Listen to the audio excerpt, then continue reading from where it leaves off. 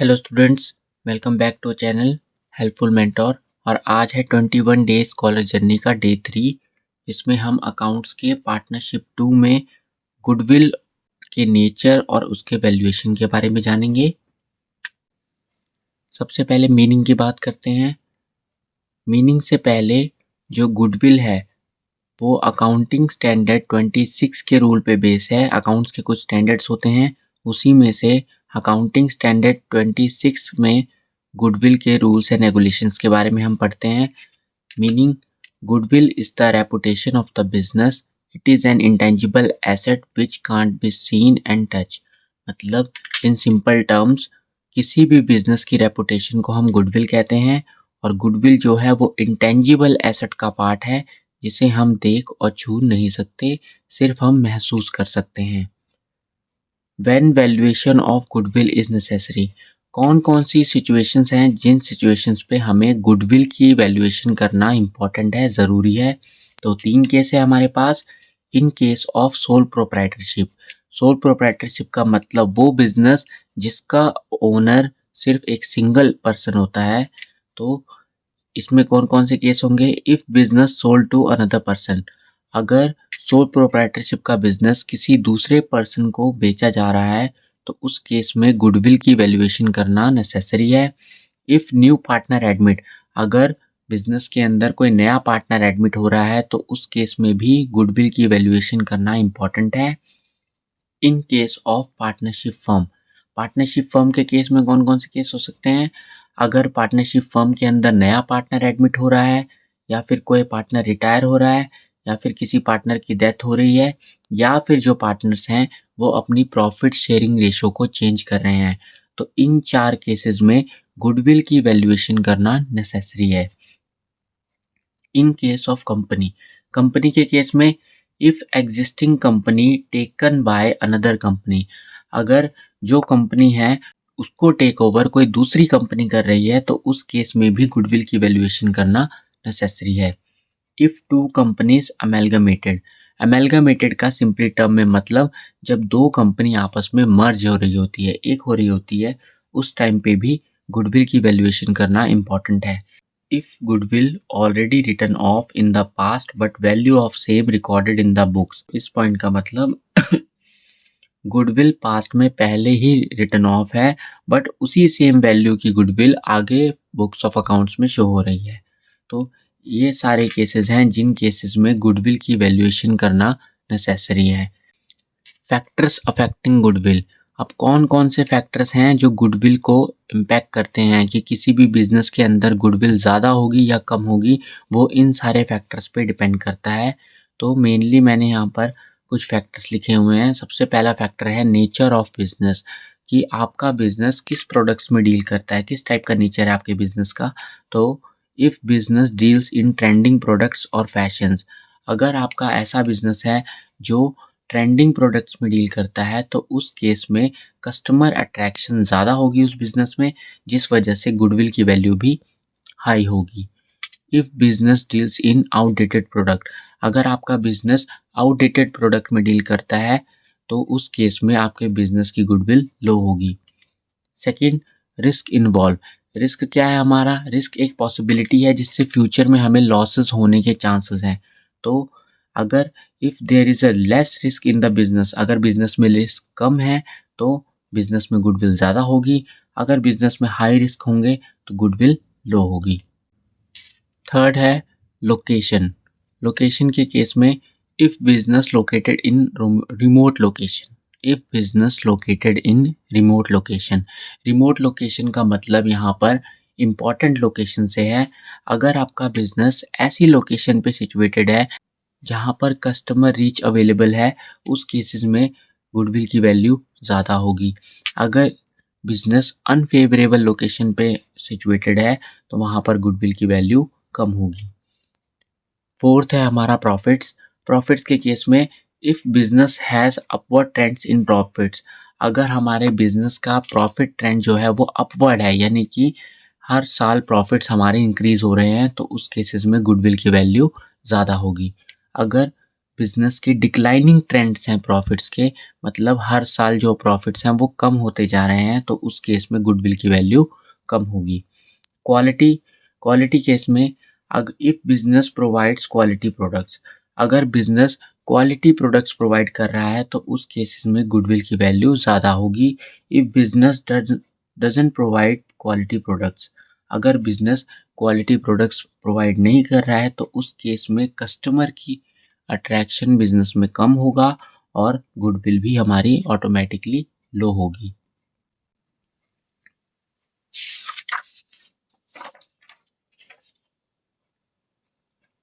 Next है types of goodwill.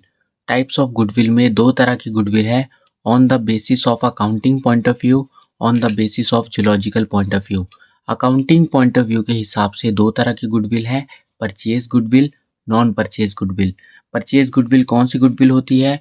It arise when entire business is sold, अगर जब सारा का सारा बिजनेस बेचा जा रहा होता है तो उस केस में अराइज होने वाली गुडविल परचेज गुडविल कहलाती है। It records in the books of accounts, purchase goodwill को बुक्स ऑफ अकाउंट्स में रिकॉर्ड करते हैं, जिसका रीज़न है कि कंसिडरेशन पेड फॉर इट, इसके बदले में हमने पैसे पे किए हैं, इसीलिए परचेज गुडविल को बुक्स ऑफ अकाउंट्स में रिकॉर्ड करते हैं। सेल्फ जनरेटेड गुडविल, जिसे हम नॉन परचेज गुडविल के नाम से भी जानते हैं। अब हम एग्जाम्पल के तौर पे मान के चलो, आपने एक बिज़नेस स्टार्ट किया और उस बिज़नेस में मेहनत करके आपने उस बिज़नेस की रेपुटेशन या गुडविल बनाई है, तो वो जो गुडविल होगी उसे बोलेंगे सेल्फ जनरेटेड गुडविल, और इस गुडविल को बुक्स ऑफ अकाउंट्स में रिकॉर्ड नहीं करते क्योंकि इसके लिए हमने कोई कंसिडरेशन पे नहीं की है। On the basis of zoological point of view, zoological point of view के हिसाब से चार तरह की गुडविल होती है, डॉग, कैट, रैट और रैबिट, जिसके बारे में हम आगे पढ़ेंगे। फर्स्ट है हमारी डॉग गुडविल। डॉग गुडविल में डॉग का नेचर कैसा होता है? डॉग का नेचर होता है मालिक के प्रति वफादार रहना, तो इसीलिए जो डॉग गुडविल वाला बिजनेस होगा उसमें लोगों को मतलब ओनर से होगा, ना कि जगह से, इसीलिए डॉग गुडविल की वैल्यू ज़्यादा होती है बट कैट गुडविल से कम होती है। सेकंड है हमारी कैट गुडविल।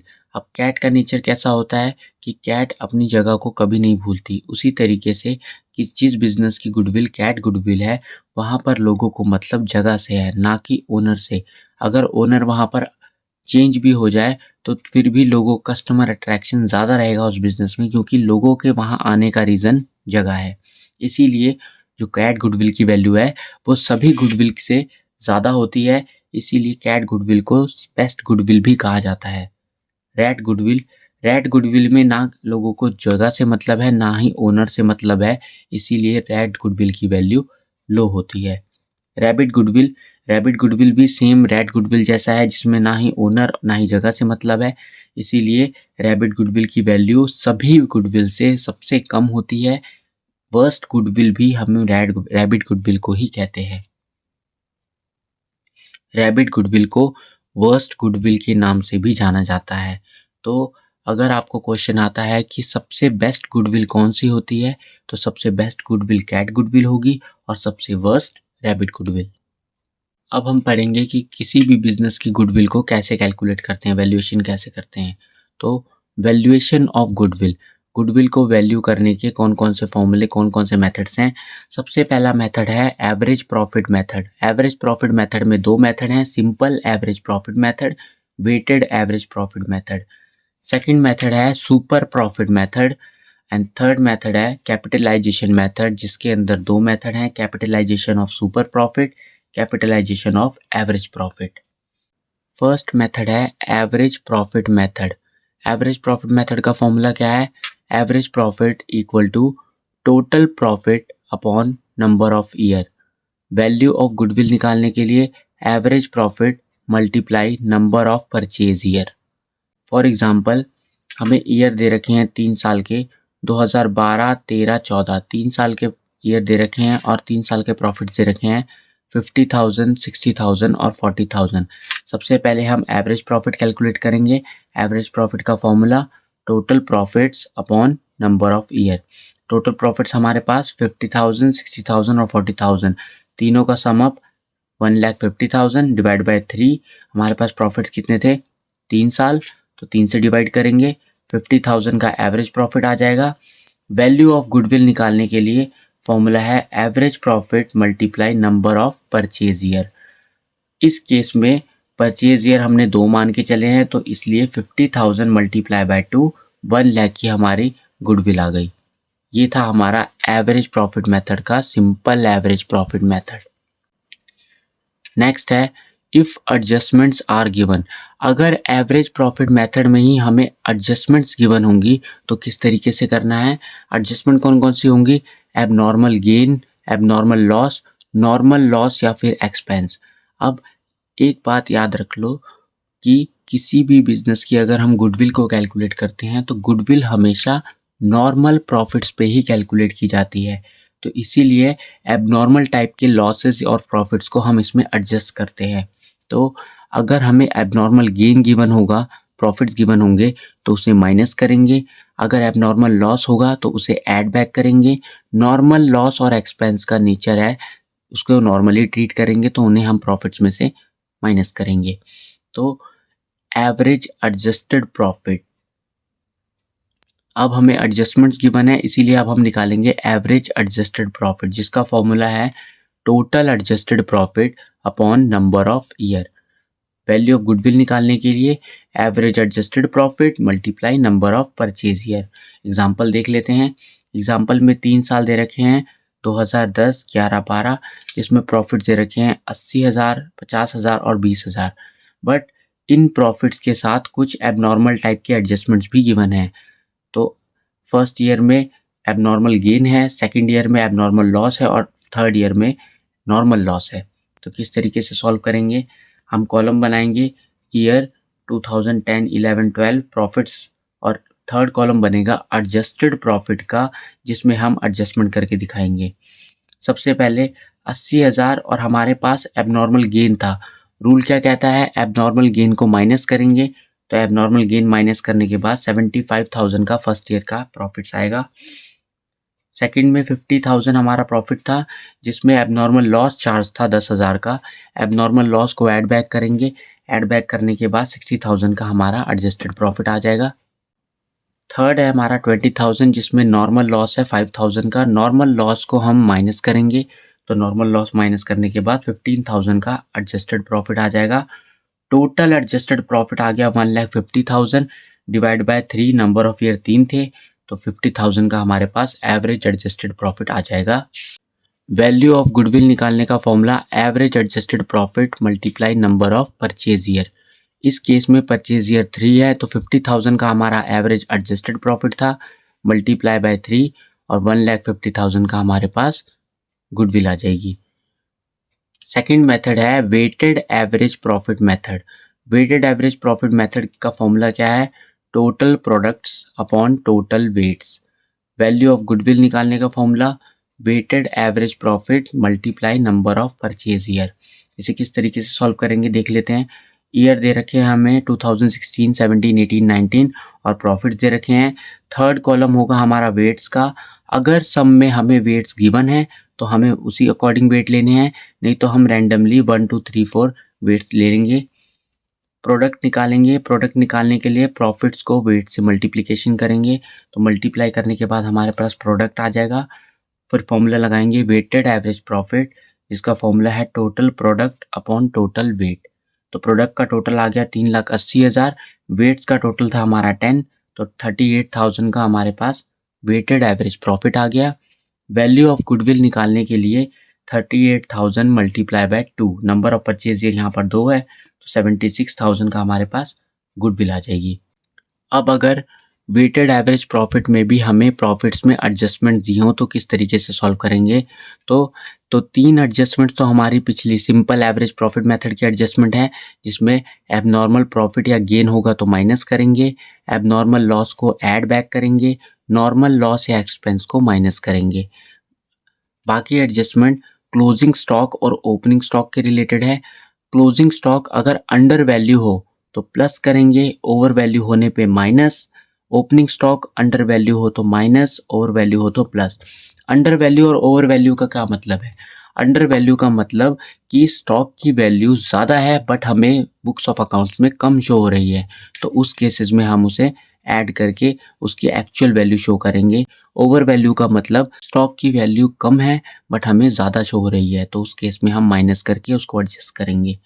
तो ये 5 एडजस्टमेंट है वेटेड एवरेज प्रॉफिट के केस में। नेक्स्ट है हमारा सुपर प्रॉफिट मेथड। अब सुपर प्रॉफिट का क्या मतलब? सुपर प्रॉफिट क्या है हमारा? Whatever we earn above normal profit called super profit. मतलब किसी भी बिजनेस में हम नॉर्मल प्रॉफिट से जितना भी ज़्यादा प्रॉफिट अर्न करते हैं वो पार्ट होता है सुपर प्रॉफिट का। एग्जाम्पल के लिए मैंने बिजनेस में 1 लाख रुपए की कैपिटल लगाई है और 10% के हिसाब से 10,000 का प्रॉफिट होना चाहिए, बट एक्चुअल में प्रॉफिट 15,000 का हो रहा है, तो 5,000 का जो एक्स्ट्रा प्रॉफिट हो रहा है वो मेरा सुपर प्रॉफिट होगा। सुपर प्रॉफिट मेथड को किस तरीके से गुडविल कैलकुलेट करेंगे? Step 1, calculate average profit. सबसे पहले स्टेप में एवरेज प्रॉफिट निकालेंगे। एवरेज प्रॉफिट हम पहले ही निकालना सीख चुके हैं। एवरेज प्रॉफिट का formula total profits upon number of year. Second step, calculate normal profit. Normal profit निकालने का formula capital employed multiply rate upon 100। Rate हमें ऑलरेडी गिवन होगा, कैपिटल एम्प्लॉयड हमें निकालनी पड़ेगी। तो कैपिटल एम्प्लॉयड किस तरीके से निकलता है? कैपिटल एम्प्लॉयड निकालने का फर्स्ट फॉर्मूला है all assets minus outsider liabilities. Total assets में से आउटसाइडर लाइबिलिटीज को माइनस कर देंगे। आउटसाइडर लाइबिलिटीज का मतलब जो क्रेडिटर्स हो गए, लोन हो गया। सेकंड फॉर्मूला है कैपिटल एम्प्लॉयड का, जितनी भी पार्टनर्स की कैपिटल है plus reserves minus fictitious asset. Fictitious asset कौन सी एसेट होती है? जिनकी कोई भी रियलाइजेबल वैल्यू नहीं होती। फॉर एग्जांपल, फिक्टिशियस एसेट में preliminary expense, underwriting commission on shares, तो ये सारी एसेट्स जो होती हैं फिक्टिशियस एसेट होंगी। Minus non trade investment. Non trade investment को भी अगर हम माइनस कर देंगे तो हमारे पास कैपिटल एम्प्लॉयड निकल कर आएगी। तो कैपिटल एम्प्लॉयड निकालने के लिए डिपेंड करता है कि हमें कौन सी इंफॉर्मेशन गिवन है, तो उस हिसाब से वो फॉर्मूला यूज़ करेंगे। Step 3, calculate super profit. Super profit निकालने का formula average profit minus normal profit. Step 4, goodwill calculate करेंगे। गुडविल कैलकुलेट करने का formula super profit multiply number of purchase year. इस तरीके से सुपर प्रॉफिट मेथड की मदद से हम गुडविल निकाल सकते हैं। एक नोट का ध्यान रखना, if any remuneration given to partners then deduct from average profit. अगर किसी भी टाइप की रेम्यूनरेशन पार्टनर्स को दी जा रही है तो वो एवरेज प्रॉफिट में से माइनस की जाएगी। रेम्यूनरेशन एग्जांपल सैलरी हो गया, बोनस हो गया या कमीशन हो गया, इस टाइप की रेम्यूनरेशन एवरेज प्रॉफिट में से माइनस होगी। लास्ट मेथड है हमारा कैपिटलाइजेशन मेथड। कैपिटलाइजेशन मेथड में दो तरीके से कैपिटलाइजेशन होती है, capitalisation of super profit, capitalisation of average profit. Super profit निकालना हम सीख चुके हैं। सुपर प्रॉफिट का फॉर्मूला होता है average profit minus normal profit. फिर कैपिटलाइजेशन मेथड से किस तरीके से गुडविल निकलेगी? Super profit multiply 100 upon rate. जो हम रेट अपॉन 100 करते थे उसका रेसिप्रोकल कर देंगे, तो 100 अपॉन रेट करके गुडविल आ जाएगी सुपर प्रॉफिट मेथड से। एवरेज प्रॉफिट के केस में average profit multiply 100 upon rate, इसमें भी रेसिप्रोकल करके हमारी गुडविल की वैल्यूएशन आएगी। कैपिटलाइजेशन का एक और मेथड का फॉर्मूला है गुडविल निकालने का, value of business minus capital employed. Capital employed हमने पहले ही निकालना सीख चुके हैं।